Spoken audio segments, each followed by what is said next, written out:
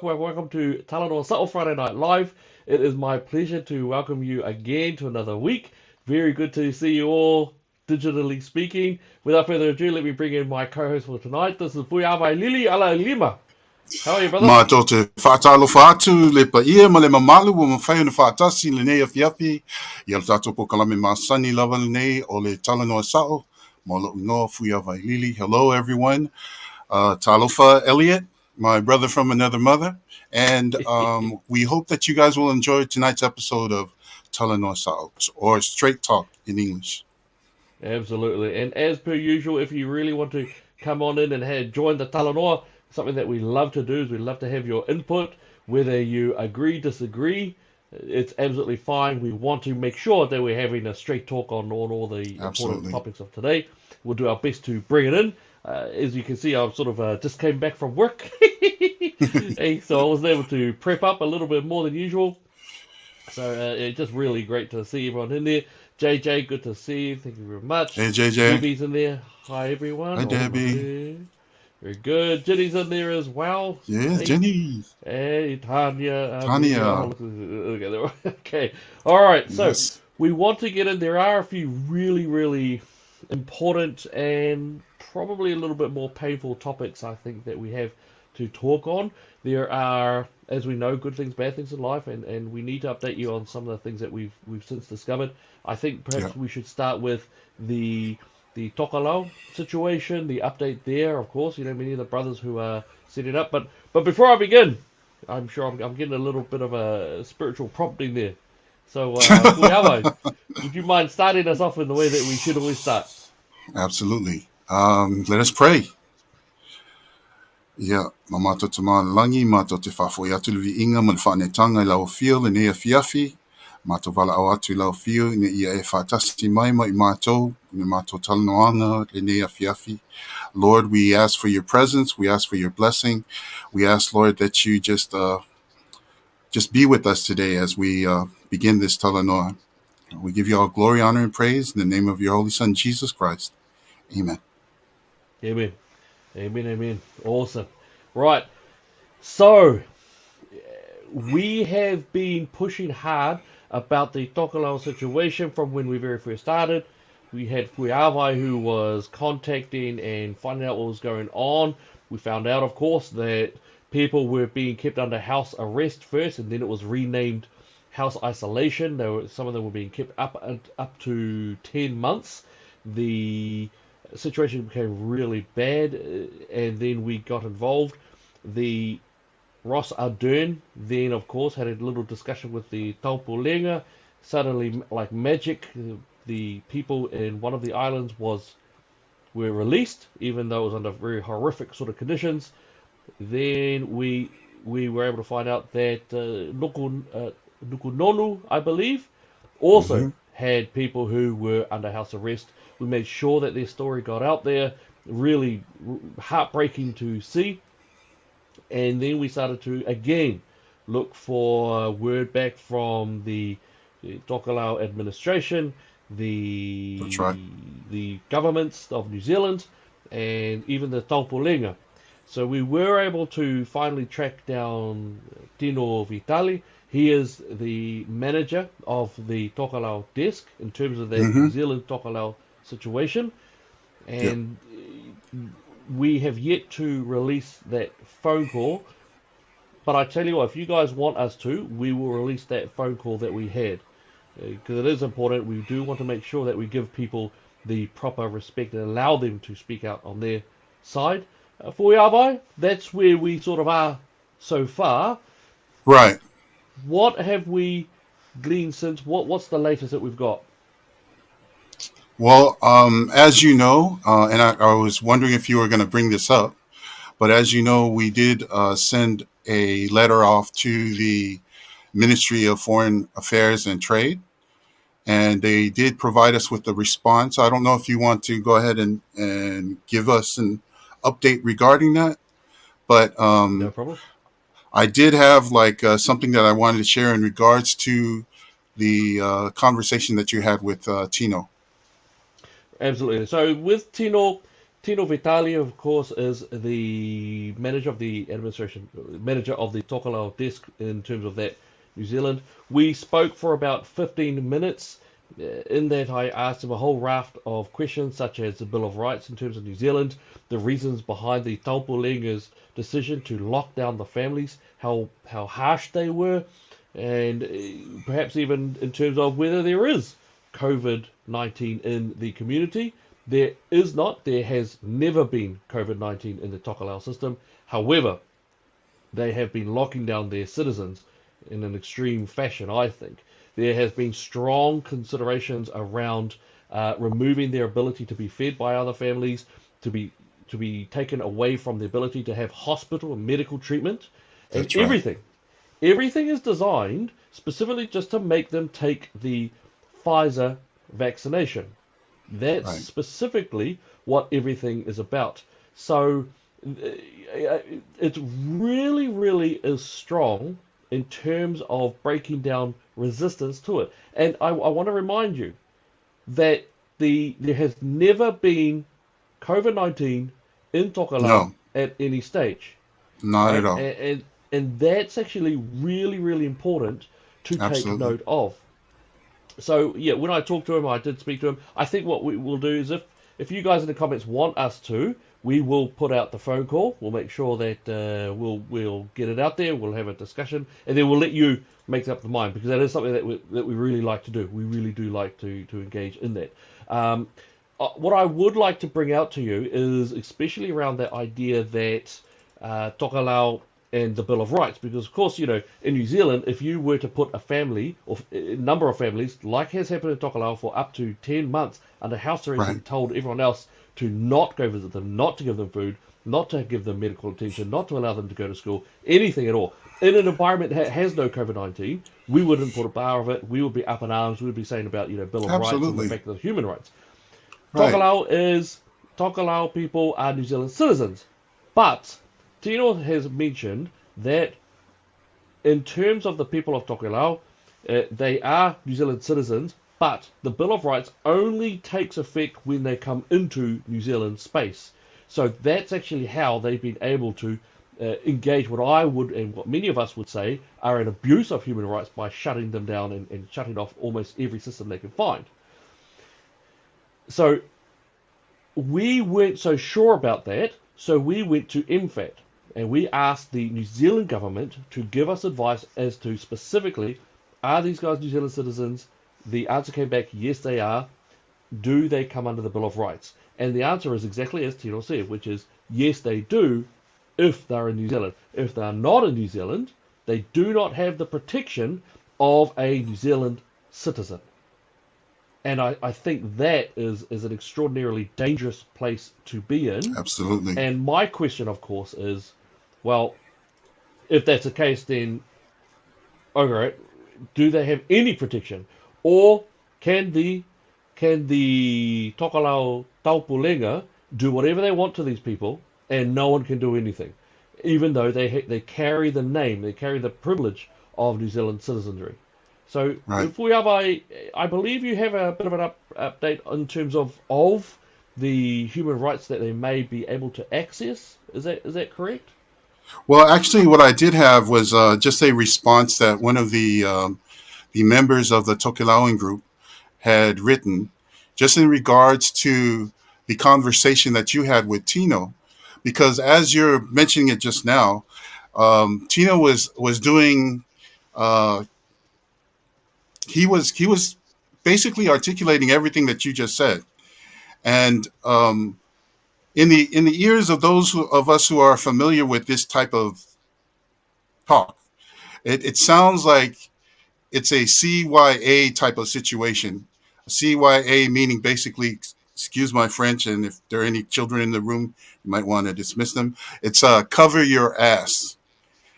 Basically, the government of New Zealand is trying their best to cover their ass when in regard to their F up in Tokelau, in the way that they treated Woo!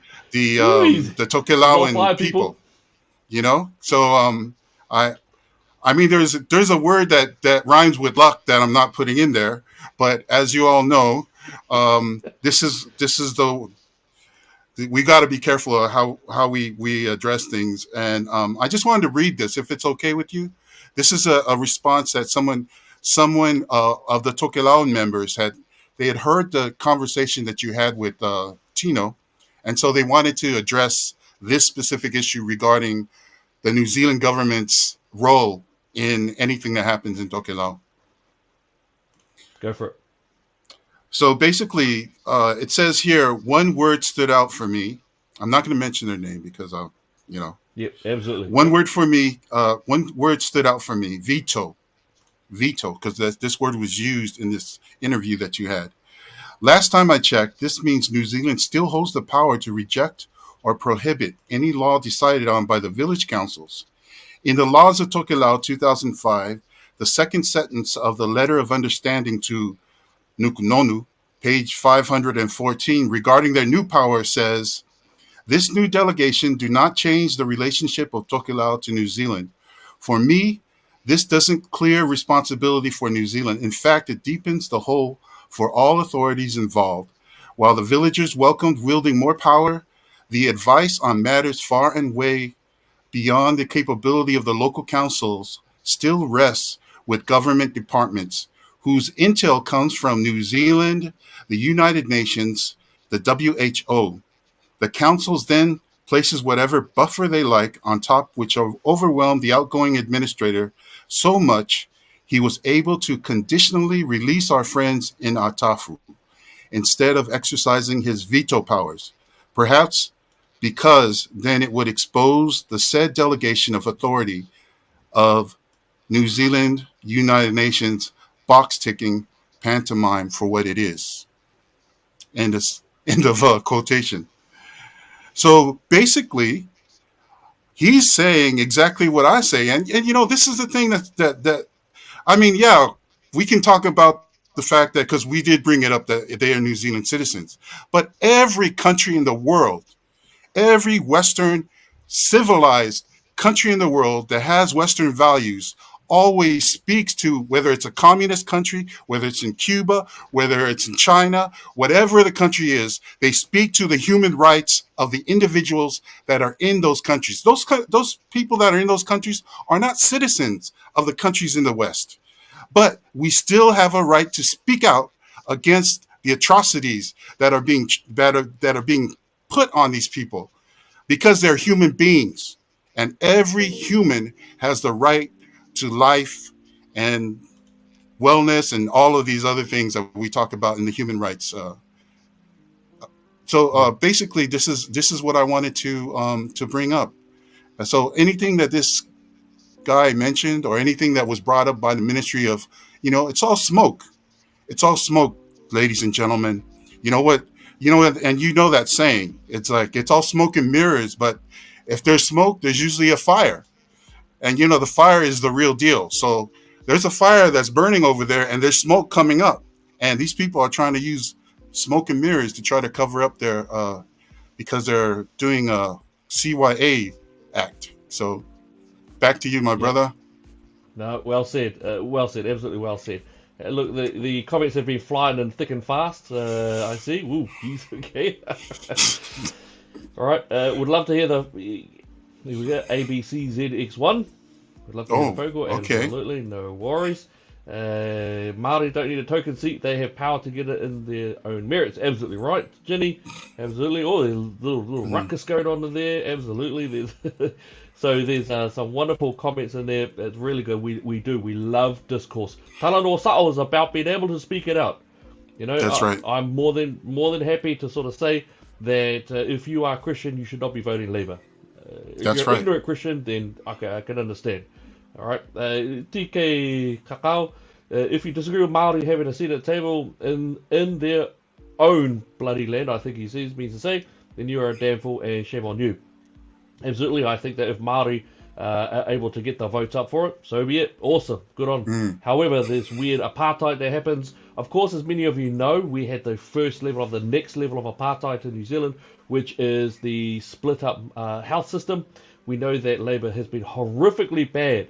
You know, it was quite interesting that they actually started to fund gender reassignment surgery before they started to pump money into cancer treatments for cancer patients. This is the government that we have, and so this weird idea. And today it started that they've split up health in New Zealand according to your skin color. Right? Right. My kids are worth more than your kids simply because they contain Māori blood. And that's absolutely disgraceful. We should be treated based on what we need, not That's right. based off the skin color. It is disgusting what has happened. DK would probably disagree with it. Absolutely no worries. So what we'll do is, yes, I have seen it there. Hey, what have we got there? Oh, hey, tautoko de korero, bro. Very good. Excellent. So Thank you, Dean. we'll definitely make sure that we get that phone call out there. We'll put on a bit of an article and send it up to you guys. Excellent. We also do have some articles coming. We will add up the last ones. As you might have seen, you did probably see the fact that we did put up the articles here. Let me put that up there. All right, so that is there. It is sad that you still do not comply with our mandatory vaccination decision. And given that you still have until Sunday, I kindly ask that you reconsider your decision and make things easier for your family and the taupolenga. All right, I'm just I don't understand it. But then I think they've got a lot of power within it, and I think it's disgraceful. As you know, Ross Ardern has left. Now, I do want to put out there that it probably was his time anyway. I believe he started in 2018, and it generally is a 4-year term, I believe. He was kept on for a while. That one does deserve some consideration, and then he left to be replaced by someone else, someone who is known as a bit of a ball buster, from what I've heard anyway. So yeah, that's the Tokelau system. We're not giving up. We still want to make sure that those stories are out there. We'll bring you also an update from the people over in the land as well. Elliot, do you mind if I just interject right quick before you finish up? Go for it. I just wanted to make sure that it's understood also, as you're saying that, regarding Ross Ardern, this does not take away from the fact that all of this took place during the time that Ross Ardern was the administrator of Tokelau. So if we're pointing the finger at anyone, now whatever this new guy does, of course, if he continues along the same line, then of course we need to address that. But the fact that Ross Ardern has already stepped down, that does not mean that he's no longer a part of this. This all took place because he was the guy in charge. He has some responsibility, and so he needs to be held accountable. Yep, absolutely. And I just wanted to show you guys just what this is. This is the message that we did get from MFAT. And it was a very interesting. This actually took quite a long time to come back to us. Really interesting how it took a while. So obviously, I suspect that they were getting a lot of advice on it. How could they word this in a very specific way? All right, and their apologies. All right, and this can be attributed to a spokesperson for it. Tokelauans are New Zealand citizens by birth and have the same rights as other New Zealanders when in New Zealand. While the New Zealand Bill of Rights Act 1990 does not explicitly apply to Tokelau, the 2003 Principles of Partnership between New Zealand and Tokelau include explicit reference to the shared commitment of international human rights norms, including the International Covenant on Civil and Political Rights. Okay, so that's actually what we did receive from them. And Fuiavailili is absolutely right. If the New Zealand government wanted to step in and do a bit of a veto, they could have done it. So I think, hey, could have done it, didn't. And also, Tino did mention, and I want to say that he was very good in his communication. He was very clever in his communication, and he did say that Ross Ardern actually didn't really want this to happen, and according to Tino, that Ross Ardern was trying to have those people be released. Now, I'm sorry, but when you are the New Zealand administrator in Tokelau, if you say something, it generally goes. And I think we saw that, actually, when we first put up this, where we made the story quite large, and then Mr. Ardern did have a bit of a chat, and then, like magic, the people on the main island were released. So, no, I don't think that Mr. Ardern can be sort of held not responsible for a lot of these things. I think it's wrong. All right, okay. So thank you so much. Great sort of comments going on in there. Now, we also see a few more comments going along in here. ABC, will the Roe v. Wade decision in the US have any effect in New Zealand? Of course, this has been really, really massive, as you might know. Right. The SCOTUS, or the Supreme Court of the US, has decided to say, nah, it's no longer a federal right, which means wherever you are in the US, you have the absolute right to kill your baby up to and including birth or during birth, generally. But now, of course, they've given it back to each state. So now they've said, right, it's not for us to say, it's for the representative democracy, those who have been elected into those situations, to decide for each state. And I think that's a really, really good idea. Fuiavailili, what do you think? Before we go deeper into it, what are your thoughts on the Roe v. Wade decision? Well, this was going to happen one way or the other. In a society where we have people who still use their heads and understand logic, or think logically, then you're going to find this. It's really interesting that these folks actually talk about follow the science, and yet they're the worst science deniers in the world. Because if you were to follow the science, now Roe v. Wade was something that was done back in the 70s. Okay, now at that time they didn't have ultrasounds, they didn't have many of the technologies that they have today, by which they can actually see the baby in the womb. Okay, I mean, they're talking about a bunch of fetal tissue. Cells, that a clump of cells. This is what they use. So okay, it's a clump of cells until you can actually see what's in the person's womb, right? Once you see what's in the womb and it looks like it's a human being, well, at that point, now you must understand and recognize that the science clearly states that there is another person inside of you, and that person is not you. The other thing that I have to say is that, of course, this is the heartbeat, Bill. The fact that people can hear that there's a different heartbeat. You have two heartbeats. If you can hear two heartbeats in a person, no human being is born with two hearts. They're only born with one heart. Okay? And so if you can hear that there is a second heartbeat inside the womb, that means there is a second person inside the womb. So the science dictates that you have a different person completely from who you are. So, excuse me, but I think this was bound to happen at some point, but it's just really sad. And then the last thing I wanted to say regarding this is the fact that people always say, my body, my choice. And yet they spent a whole year or 2 years trying to force inject inside a person. This is my body. Don't I have a choice? I don't have to say yes. Of course, this is all goes along with whatever the Bill of Rights in New Zealand actually says. So, there's a lot of laws that are being broken by these people, and not just legal laws, laws of the land. They're also breaking science laws. So, yeah, these people are the worst science deniers in the world. That's what I got to say. I would also say that you've got the my body, my choice. They keep pushing that. But I'm sorry, if you were one of those who was going hard for the vaccine mandates, hey.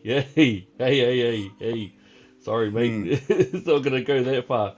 So, yeah, for myself, it's pretty simple. I think that when you think about it, when does human life start? When does human life begin? I think it's very easy. So, if you believe that human life doesn't start until you're a adolescent or you're a toddler or unless you're born outside of the womb, then of mm, course you can kill a baby whenever, wherever, which might break some other laws. But if you believe in science, then you do actually know that from conception is when the baby comes out. That's when the life is formed, own DNA. It's got its markers for whether it's going to be bold, whether it's going to be a male, female. So it's pretty clear. And then we've got to talk about, well, does a human life have inherent value?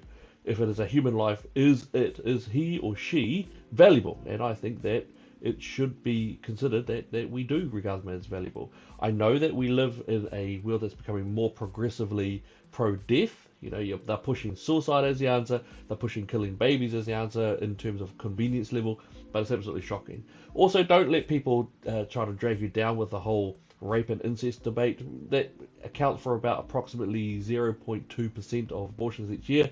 Well over 99% of the babies being killed off are yeah, being killed off because of whoops moments. That's what yeah, they are being killed off for. I want to go have a different job, therefore I'll kill the baby.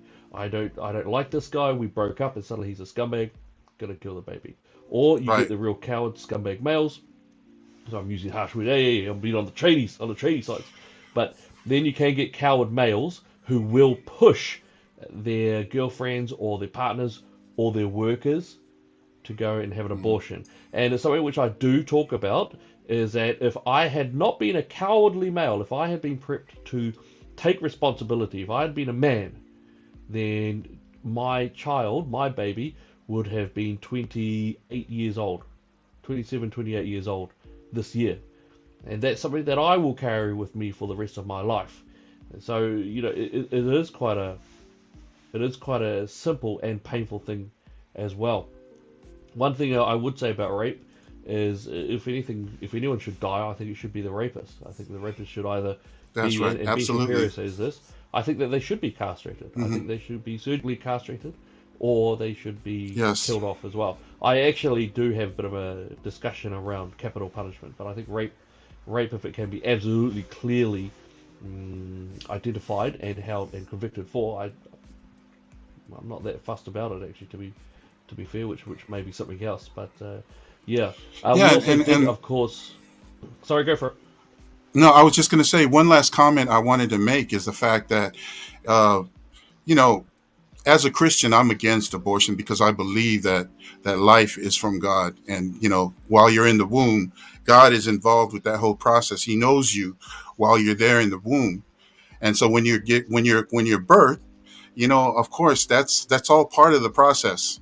But the thing that I wanted to say is that it's really sad that today abortions have gotten to the point where they've gone past this whole rape and incest.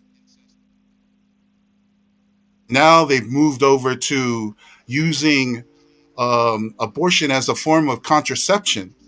So, in other words, if you have sex outside of wedlock and then you just so happen to get impregnated, uh, if you don't want to carry the child because it just doesn't make any sense for you, then all of a sudden you just go ahead and abort the baby. That's that's just wrong. That's a human being.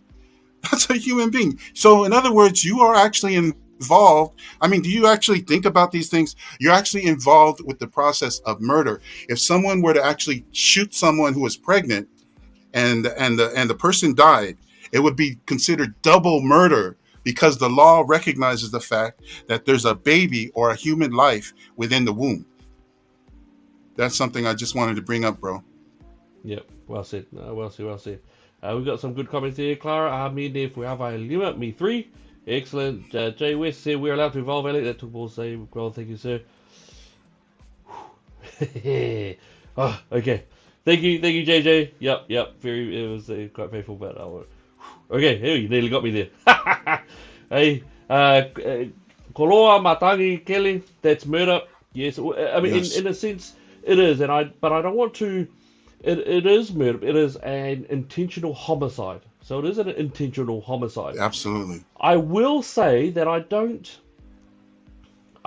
judge the mothers who are doing this that often. And the reason why is because they are saturated by a complicit government and a complicit mainstream media who've just been shoving it down our throats that, hey, killing your Absolutely. babies is all good. Killing your babies is actually empowerment.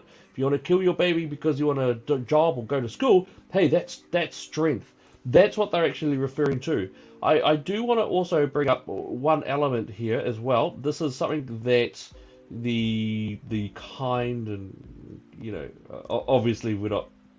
But I want to bring this one up. Right? Would you like to I know know what you're who gonna said do. this? Hey. Here in New Zealand, we recently legislated to decriminalise abortion and treat it as health rather than criminal issue.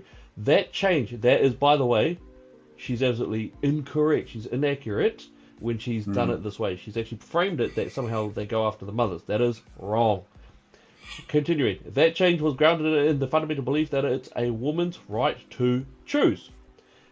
So apparently, when a pimp or an abuser or a scumbag keeps on forcing, like I did when I was much younger, like I did, then somehow that is still her choice.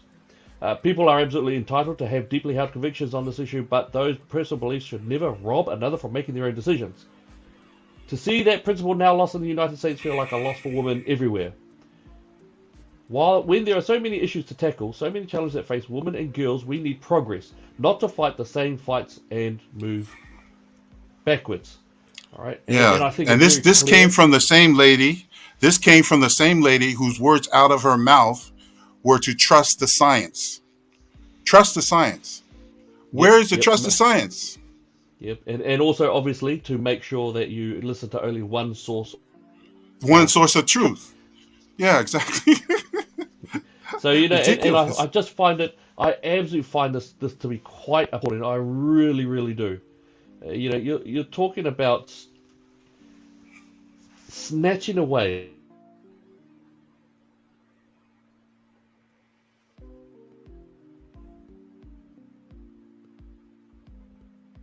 putting that as less important than someone's level of convenience. Someone wants to get a job. Someone wants to go to school. Someone just wants to have vengeance on her ex, or on the other side of it to push for, because somehow attaching human life to an income level somehow means that they should die rather than be born into a poor home. Right. I was born into a my home was poor, wasn't abject poverty, but it would be regarded as working class definitely. You know, I know plenty of people who grew up poor who've made it. You look at Ben Mm. Carson. He has saved so Hmm. many people. Ben Carson in the US grew up with no father. His mother, they grew up poor, very poor, and he became one of the world's most renowned neurosurgeons. You know, the amount of people. Why do we say, you can't afford this baby, so the best way is to kill the baby? I just don't understand it. And I want to say there was someone who said that abortion was actually a racist thing. Yes, in terms of Planned Parenthood, which is the US equivalent of family planning in New Zealand, that was Margaret Sanger. Margaret Sanger was a known racist, and she was very well known for engaging in eugenics. Eugenics is the That's idea right. of killing or using death as a way to expand or to make a master race, so to speak. She wouldn't Yes. use the word master race. I'm using the word that she's put in there, which would be master race. Uh, Fuiava. And so, if you will, bro, I just wanted to make the connection between the vaccines that people are taking today and the eugenics and Planned Parenthood, along with Margaret Sanger, because there is a connection. The connection comes in the form of Bill Gates. because Bill Gates' father was involved with Margaret Sanger in this whole controlling the population, so to speak, which is what he believed in. And that's what you call eugenics. She was basically controlling or curving the cur I forget the word how you say it, but basically culling, that's the word, culling the population numbers by getting rid of mostly black people. And it was because of all the abortions that were taking place in the black communities. And that's the reason why we had that comment from earlier that said that abortion is racism, because the founder of Planned Parenthood, where they said that the number one thing that they do there in Planned Parenthood is abortions. Well, Margaret Sanger, her whole thing was about uh, getting abortions done in black communities. Yeah, So absolutely. that's I want connected. to. So I want to bring up something that's happened in the New Zealand context because, of course, Jacinda Ardern decided to jump in there and try to play the progressive princess again. We also had this man here. This person is called Simon O'Connor. Simon O'Connor is Right. look. I think Simon O'Connor is a great guy. I really Hmm. do. And he is. I don't know. Would we say he's in the wrong party? I don't know. he is one of he's Definitely in one the of New wrong party. Zealand's he's one of New Zealand's last conservatives. That's what he is. He's one of Yes. New Zealand's last conservatives. A conservative is someone who does defend life, defends the nation, stands up for people, and makes it so that the world is equal and ensures that people have equal opportunity, not equal outcome. So Mm. Simon O'Connor, of course, he put out a post saying it's a great day or something like that. I think it was a good day today or something like that. And immediately there was an attack on him, and sadly, one of them did come from his leader, Christopher Luxon. Uh, and he's also saying, "Hey, you're all good." He keeps on saying, "Distressing for many women everywhere." And I want to put this out there. He said, there's a part here that I want to have a look at. I understand how deeply held people's views on abortion are. It's important to me that women in New Zealand can have certainty that if I am elected Prime Minister, these issues will not be put back on the table for further debate. And this is really important because women lead the pro-life movement. That's right. It's not men. Women lead the Mm. pro-life movement. It is women who are up on those stages. It is women who take the chance. Kate Cormack. Kate Cormack is the president of Voice for Life in New Zealand. You've got Leela Mm. Rose, and I can't remember the other person is Claire Ashley or someone, who are the Mm. leaders of the pro-life movement in the US. Mm. Wherever you find pro-life movements, you find women leading them, and Mm. women are the strong ones in there. And so to somehow say that women in New Zealand somehow are pro-abortion is inaccurate. And Mm. I do understand that it's a political thing to engage in. Oh, hey, but it's absolutely disgraceful to somehow put women as being pro-abortion. They're not. Mm. Some are not. All right, and this is where I really want some steel. I want steel in those who I want to invest my vote in. Thank you. Thank you. And look, here we go. Bob McCoskey, the director of Family First, the greatest watchdog for family, also the one Mm. who's been attacked by government, I might add, and finally lost to the Supreme Court, and they've actually done pretty well out of it, actually, oddly enough. National Mm. MP Simon O'Connor got slammed for being pro-life and for celebrating the rights of the unborn child yesterday. Slammed by a couple of nasty activists in extremely offensive fashion. Does the leader Christopher Luxon call out the offensive targeting of his MP? No. Loyalty means nothing in the Nats. Free speech and conscience also mean nothing. Luxon instructs him to pull the post down. Just think about that for a minute. And we have. Alright? Have a look at this. And I do apologise for the offensive parts in there. Simon O'Connor, today is a good day. That's all he wrote. David Farrier, that is the documentary maker who made a documentary on fetish behaviour. And David Farrier has a very problematic relationship with anything conservative. He does tend to be a bit bigoted towards Christianity. the defense of nation, the defense of family, and it's something which he just absolutely hates. He's also gone after Bethlehem College as well as going after a good young Samoan teacher. He went after him hardcore. He trying to cancel him, get him fired from his job. It was absolutely disgusting, but that's what happened. And so this is what we've got going on here. But look more. I want to put it out here. This is one of the Daily Examiner journalists, Te Kahu. Can you make that larger, please? Can you make that a little bit larger, please, so that people can read? Will do. Okay. All right. So there you go. Here, what if a woman took a pro-life position? Would it suddenly become unacceptable for Mr. Luxon to suppress her pro-life opinion because she's a female? Absolutely. If mainstream media were less pro-abortion, would Mr. O'Connor be allowed to give an opinion? Absolutely. Right, and I want to put, there was one up here. If a Muslim MP took a pro-life position, would that make the opinion more acceptable? So, again, they target Christians. They target the Christians. Absolutely. And they will not go after the Muslim. They won't touch him. And that's the way the leftists work. There's such a vicious bigotry towards Christians, towards those who believe in the family unit. An absolute bigotry. All right, and that's not all. Let's have a little look further. All right, Jacinda Ardern, I share 70 friends. What is happening is wrong. The protection. So keep this in mind. What Jacinda Ardern is saying is what is happening is wrong, and we're talking about the allowance of killing a baby to be taken away as a national right and then put back into the representative of those states.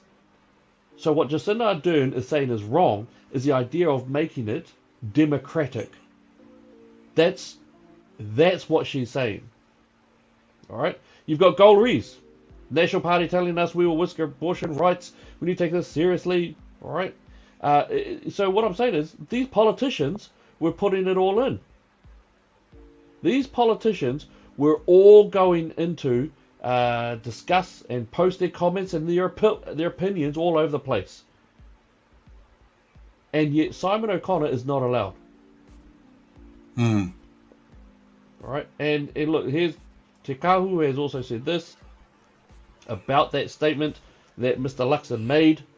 This statement utterly excludes women who hold life to be innately valuable and battle to protect the lives of the unborn. Does the support for abortion by Labour, Greens, ACT and mainstream media mean that pro-life women are to be silenced with no representation? By action it appears so.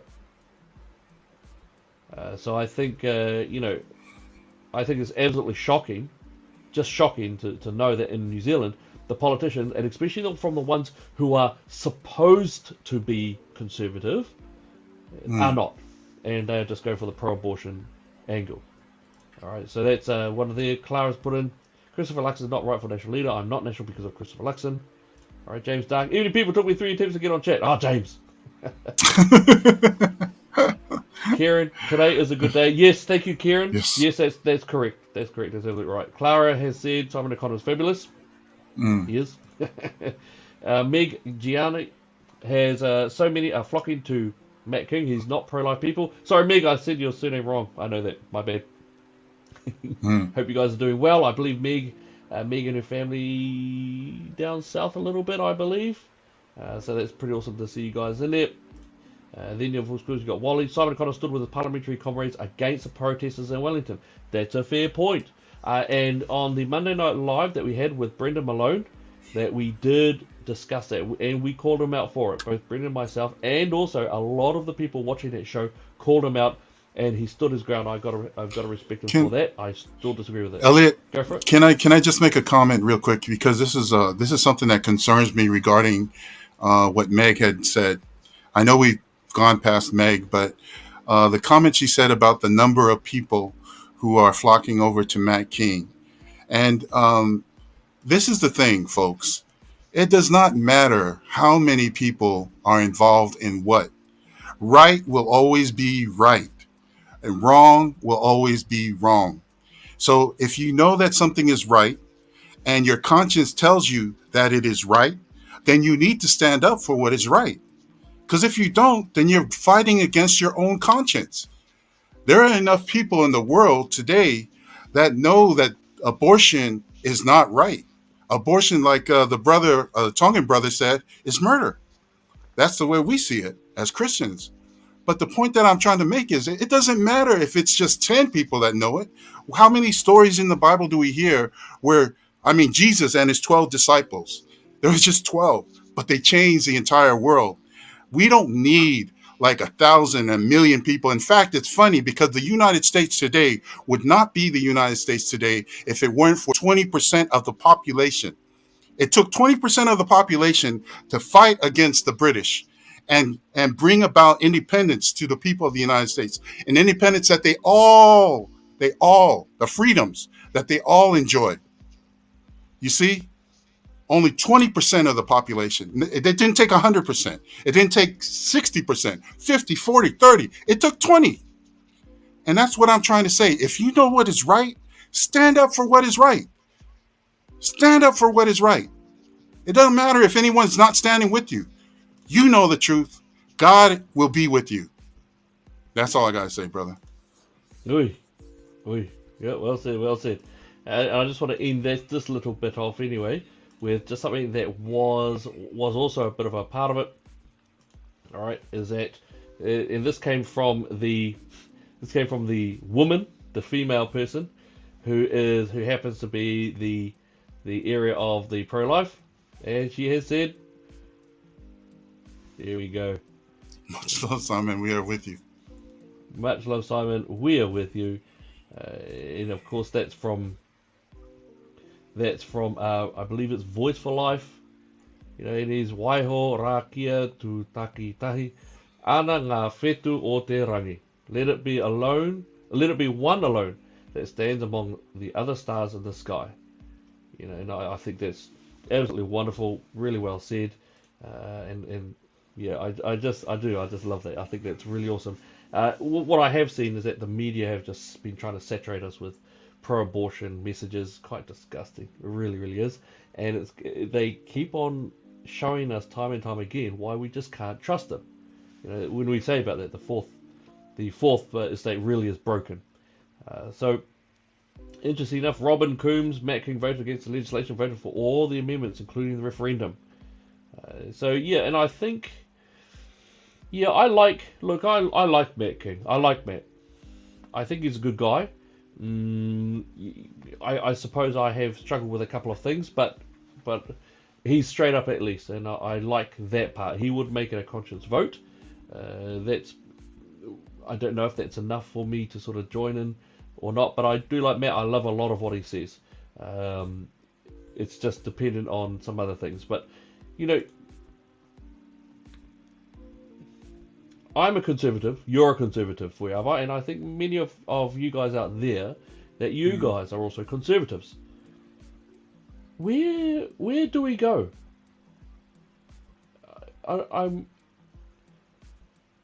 I have no party that I feel very comfortable about placing my vote in at the moment. Right. I like people within parties. I like for example, my favourite politician, or government politician currently in Parliament is Simon O'Connor by a long shot.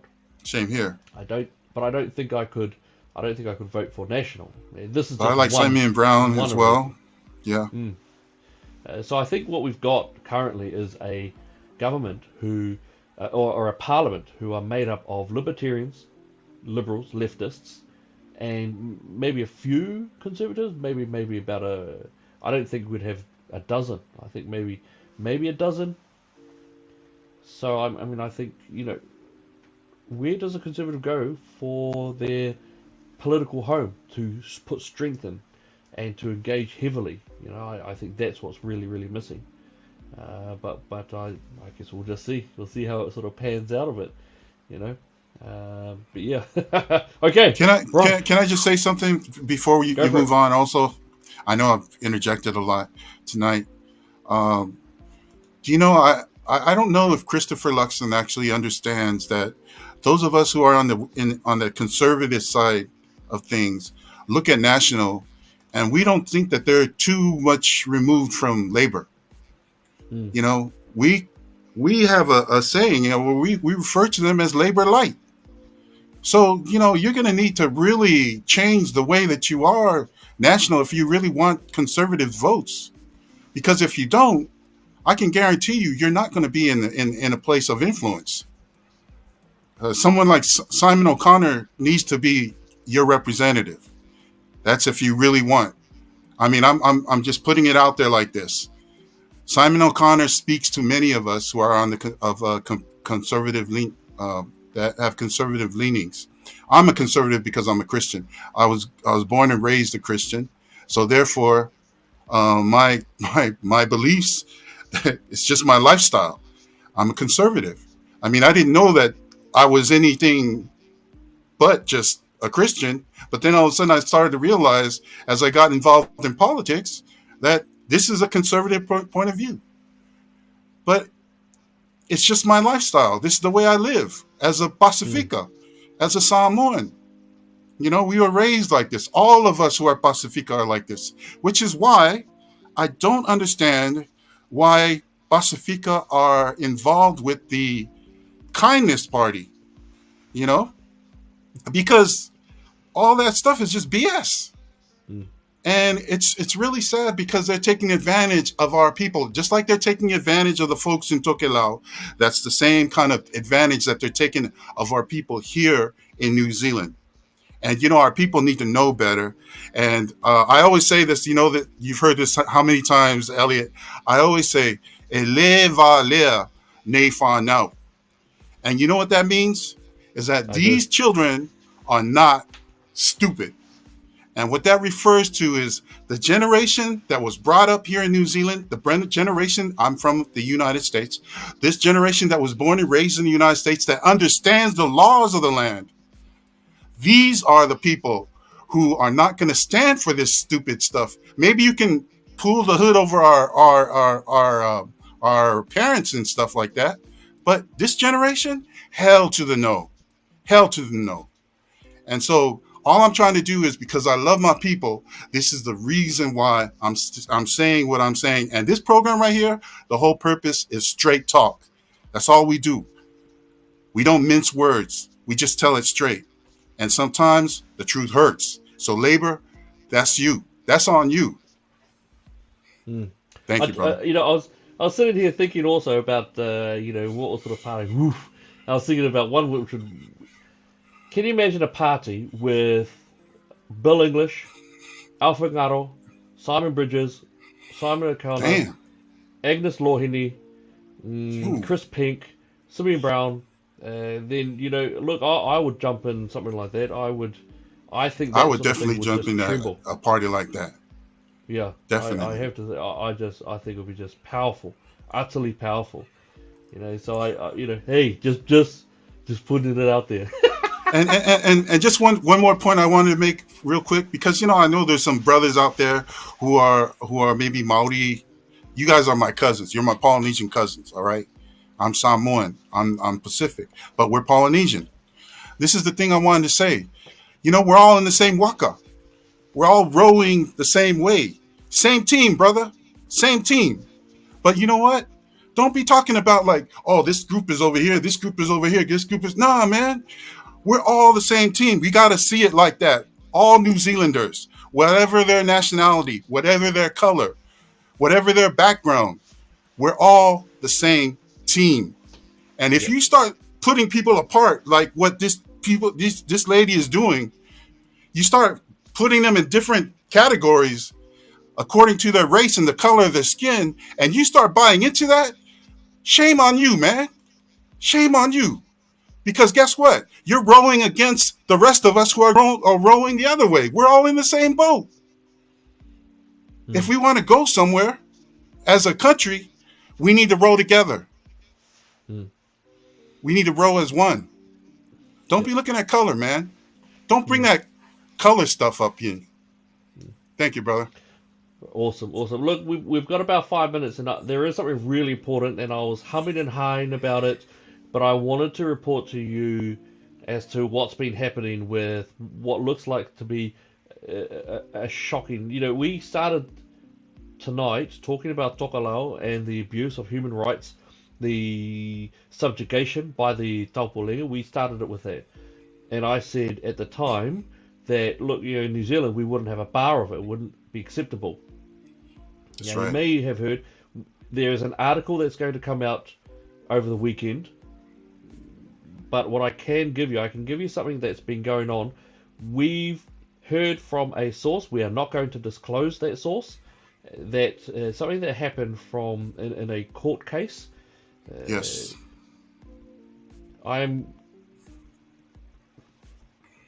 There is a person in New Zealand. He has been charged as a saboteur, and he's charged under a charge that has not been done since the 1940s. So he's been charged under a charge that has not been done since the 1940s. And in that, he has been kept in Spring Hill Prison. He was originally held in maximum security, even though he is well known to not be any sort of danger to anyone. He's been kept in for, I believe it's 6 months, as in last December he was imprisoned. Not jail, but he was chucked straight into prison. And he has been denied bail 3 times. So he's been in jail. Sorry, not jail, prison for 6 months.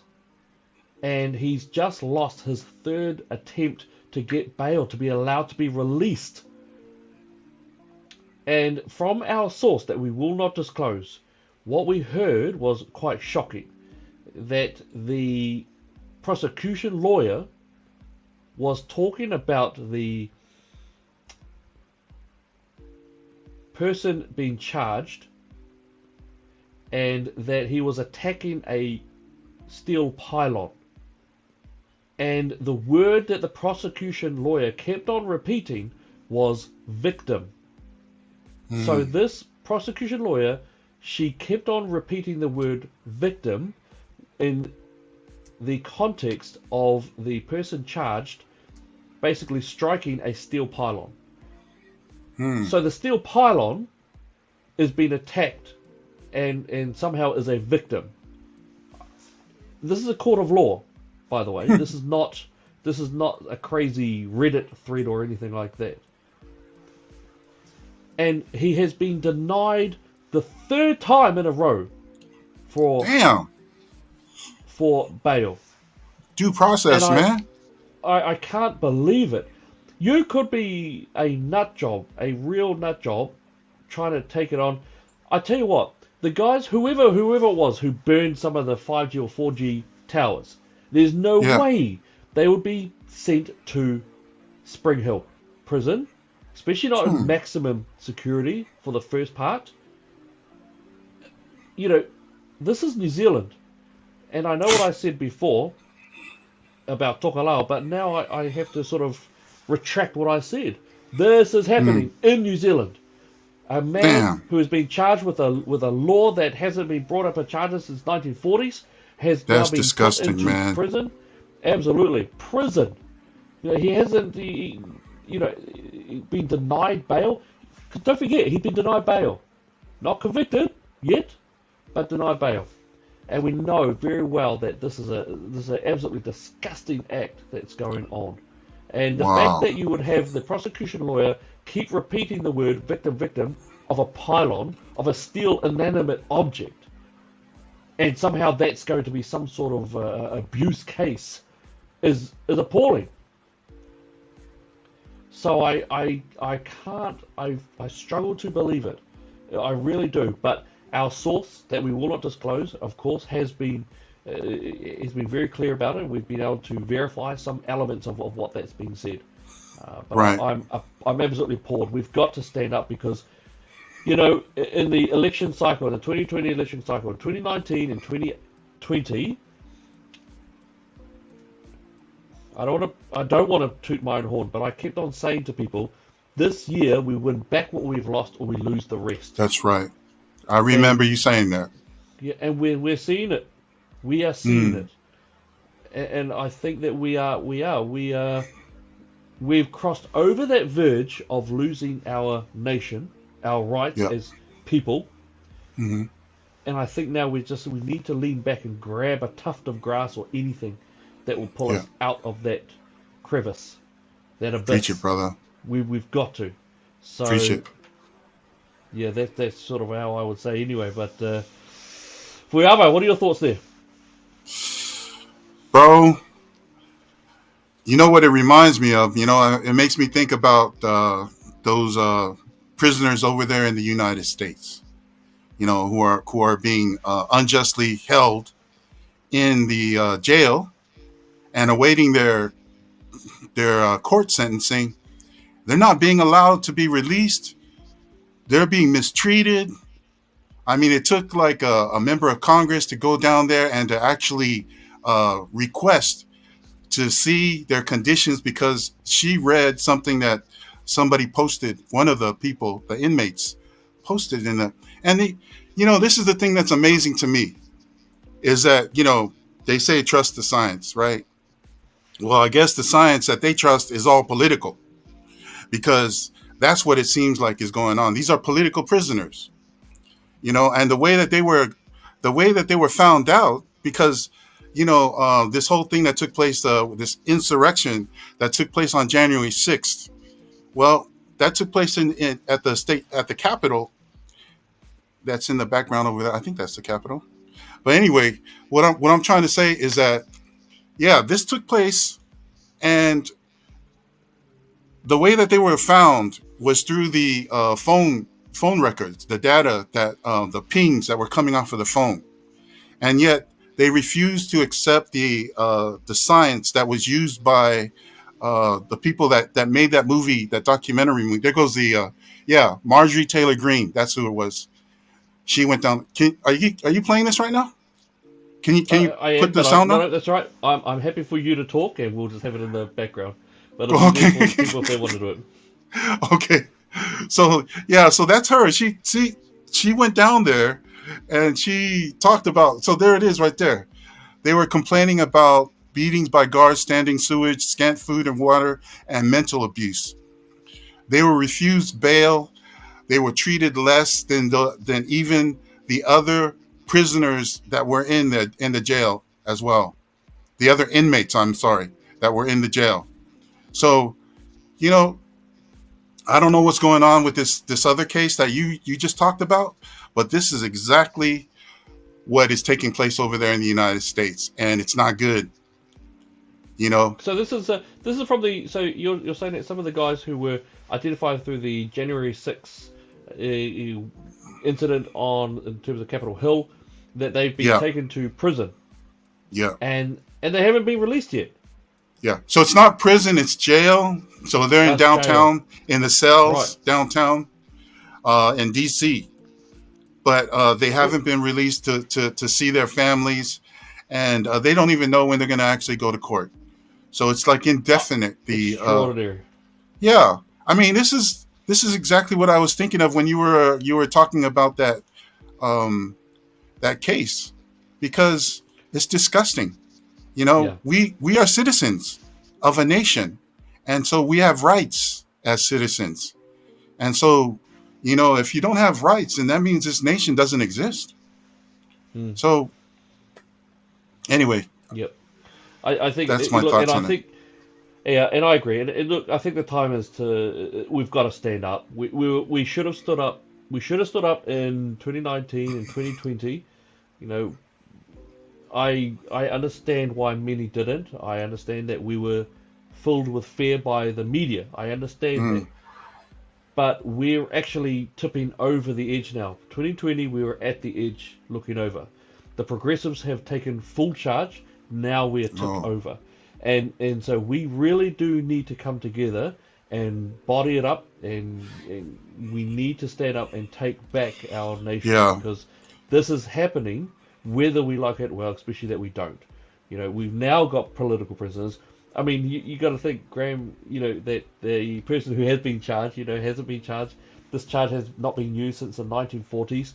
He's lost three bid attempts. The narrative appears to be that the pylon is a victim of some sort of abuse. yeah, It's utterly shocking. You've got Tokelau, who apparently are New Zealand citizens, but actually they don't have the rights as New Zealand citizens, so they're being trapped down and suppressed in homes, taken away political from prisoners. schools, political prisoners. It seems odd even saying it out of my mouth. I do find it quite odd to say it out of the mouth. But it is. I mean, look, what did we find out? What was it, last week? We found out that in actual fact, that many of the people who are saying, hey, look, they're using sound cannons, the police have found that they were using using it. And not only that, but there's now a question about that being an abuse of human rights. So actually, can I ask, where is the Human Rights Council? Where is Amnesty International? Where are the investigative journalists who are supposedly... Where's the outrage? Things to the world? Where's the outrage? Yes. Where's the strong of it? I mean, it's like, does it have to be like a left-leaning issue in order for it to be an outrage? And I just want to give like a quick update about, because this I forgot about this, but I was told this about what was going on in Tokelau. So now in Tokelau, they're no longer allowed to even speak to each other. It used to be where these guys were allowed to go out and just spend time together as the unvaxxed. But now they're not allowing those people to actually meet at all. You just stay to your own family, and so these guys are walking around just by themselves now. They're not even communicating. They can't even socialize with themselves now. And there was an incident where a person was over at one of the other person's house, and the police came in and they took that person out of the house forcefully. I mean, it's crazy what is going on. So you know what?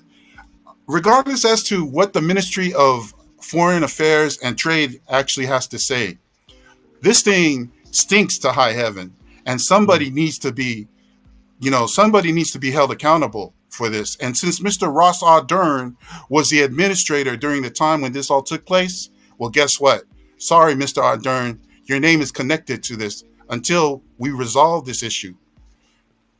Yep. No, well said. Look, we've gone well over time. We're at 8 minutes past the hour, and we do like to try our best to keep it.